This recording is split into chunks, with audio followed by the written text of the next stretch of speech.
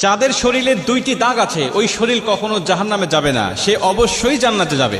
হাদিসটি সহিহ তিরমিজির 1669 নম্বর হাদিস এবং সহিহ আত-তারগিবের 1376 নম্বর হাদিস। হযরত আবু উমামা রাদিয়াল্লাহু তাআলা আনহু হাদিসটা বর্ণনা করেছেন।